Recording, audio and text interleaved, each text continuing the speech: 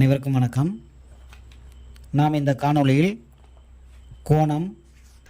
கோணங்களின் வகைகள் பற்றி பார்க்க போகிறோம். இந்த கோணங்களின் வடிவியல் கருத்தை மிக எளிமையாக புரிந்து கொள்ள, அதாவது விசுவலைஸ் பண்ணி பார்க்கறதுக்கு நமக்கு இருக்கிற மிகச்சிறந்த மென்பொருள் ஜியோஜிப்ரா.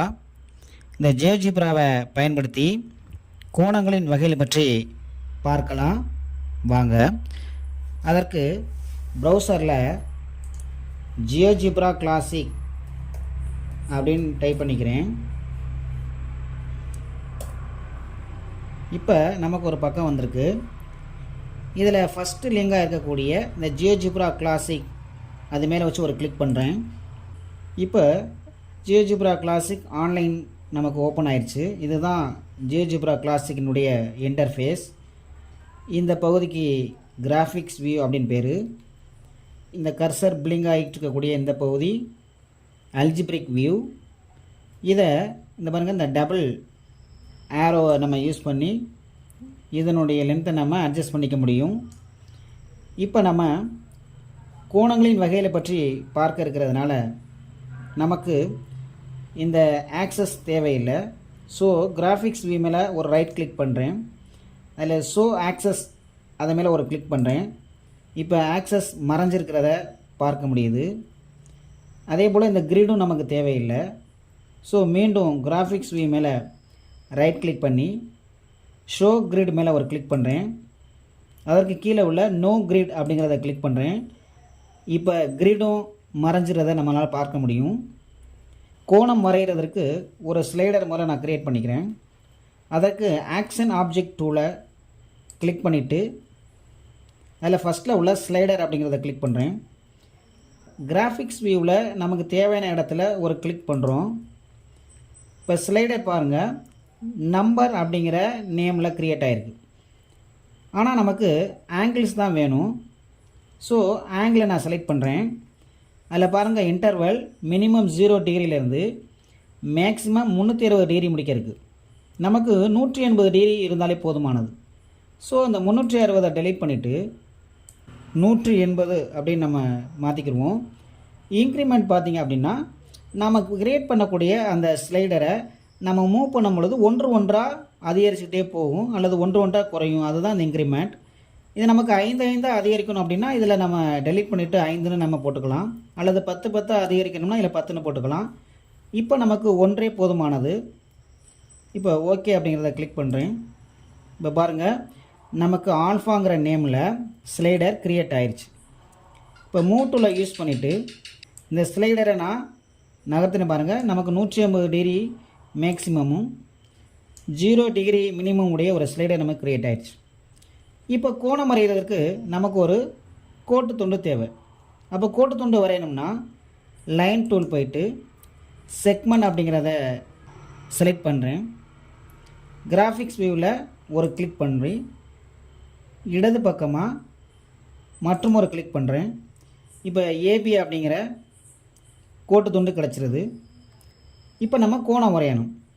இப்போ கோணம் வரைகிறதுக்கு மெஷர்மெண்ட் டூலில் ஆங்கிள் வித் கிவன் சைஸ் அப்படிங்கிறத செலக்ட் பண்ணுறேன். ஏ மீது முதல் கிளிக்கையும் பி மீது இரண்டாவது கிளிக்கையும் செய்யும் பொழுது நமக்கு ஒரு டயலாக் பாக்ஸ் தோன்றுது. அதாவது ஆங்கிள் வித் கிவன் சைஸ் அப்படின்னு சொல்லிட்டு ஆங்கிள் 45 டிகிரி டிஃபால்ட்டாக உள்ள ஒரு டயலாக் பாக்ஸ் நமக்கு தோன்றுது. இப்போ இந்த ஆங்கிளை நான் ஆல்ஃபாவோட லிங்க் பண்ணணும்.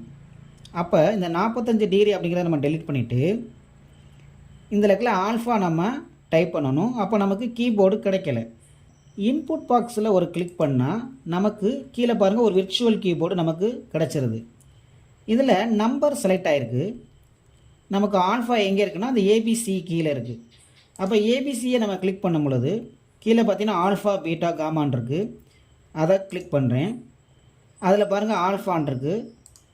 இப்போ இந்த டயலாக் பாக்ஸில் நாம் ஒரு கிளிக் பண்ணிவிட்டு ஆல்ஃபா அப்படிங்கிறத செலக்ட் பண்ணுறேன். இப்போ பாருங்கள், அந்த டயலாக் பாக்ஸில் ஆல்ஃபா வந்துருச்சு. இப்போ ஓகே அப்படிங்கிறத கிளிக் பண்ணுறேன். இப்போ பாருங்கள், ஏ டேஷ் அப்படிங்கிற ஒரு கோணம் உருவாயிருது. நான் மூவ் டூவில் கிளிக் பண்ணிவிட்டு இப்போ நமக்கு கோணத்துக்கு ஒரு கோட்டு துண்டு இல்லாமல் இருக்குது.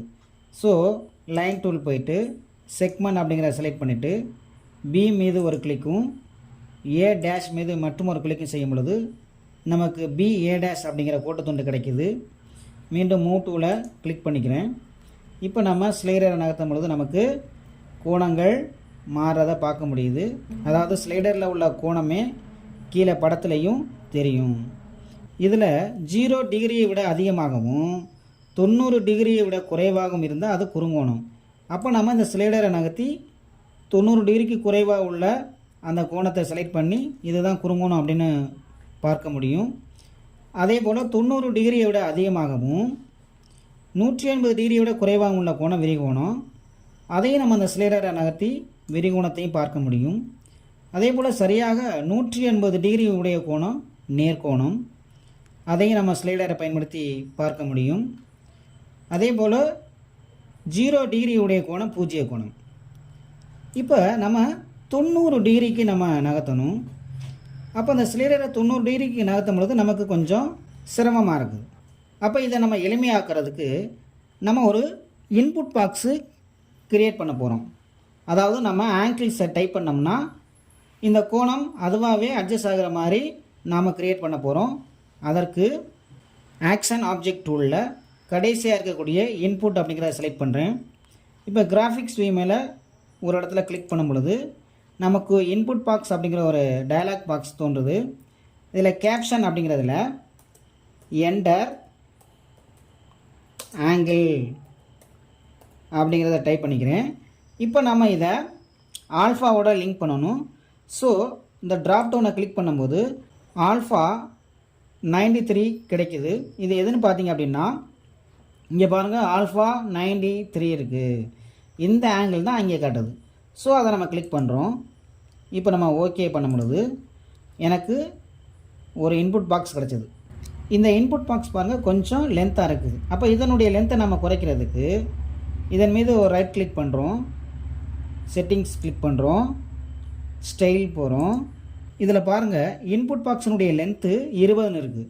அப்போ அந்த 20 டெலீட் பண்ணிவிட்டு நமக்கு 5 இருந்தாலே போதுமானது. ஸோ 5 அப்படிங்கிறத நம்ம டைப் பண்ணிக்கிறோம். இப்போ இந்த செட்டிங்ஸை க்ளோஸ் பண்ணிக்கிறோம். இப்போ பாருங்கள் இந்த இன்புட் பாக்ஸினுடைய லென்த்து சின்னதாக மாறிடுச்சு. இப்போ நம்ம மூவ் டூவில் யூஸ் பண்ணிவிட்டு இதுக்குள்ளே இருக்க நம்ம சரியாக ஒரு 90 அப்படின்னு கிளிக் பண்ணிவிட்டு என்டரை ப்ரெஸ் பண்ணாலும் அல்லது இந்த இன்புட் பாக்ஸ் வெளியில் கிளிக் பண்ணாலும் சரியாக நமக்கு அந்த டிகிரி கிடச்சிடும். இப்போ 90ன்னு நான் டைப் பண்ணியிருக்கேன், அதனால் 90 நமக்கு கிடச்சிருது. இதுவே நம்ம ஒரு விரிகோணம் ஒரு 125 அப்படின்னு டைப் பண்ணிவிட்டு இப்போ நான் பாக்ஸுக்கு வெளியில் ஒரு கிளிக் பண்ணுறேன். இப்போ பாருங்கள் நமக்கு 125 அப்படிங்கிற ஒரு விரிகோணம் கிடச்சிருது. இப்போ இந்த பாக்ஸுக்குள்ளே இருக்க கிளிக் பண்ணிவிட்டு நம்ம ஒரு 45 அப்படிங்கிற ஒரு குறுங்கோணத்தை டைப் பண்ணுறோம். பண்ணிவிட்டு என்டர் ப்ரெஸ் பண்ணுறோம். இப்போ நமக்கு 45 அப்படிங்கிற ஒரு குறுங்கோணம் கிடச்சிருது. அப்போ இந்த இன்புட் பாக்ஸை யூஸ் பண்ணியும் நம்ம சரியாக கோணத்தை நம்ம என்டர் பண்ணி தெரிந்து கொள்ள முடியும். இந்த ஸ்லைடரை நம்ம யூஸ் பண்ணி தெரிந்து கொள்ள முடியும். ஸ்லைடரில் நம்ம சரியாக ஒரு கோணத்தை வைக்க முடியலை அப்படின்னா இன்புட் பாக்ஸை யூஸ் பண்ணி மிகச்சரியாக அந்த கோணத்தை நம்ம வைக்க முடியும்.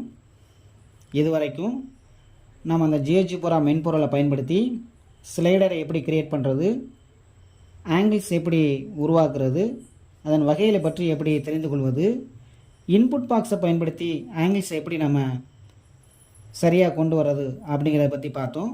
மற்றும் ஒரு காணொளியில் சந்திப்போம். நன்றி, வணக்கம்.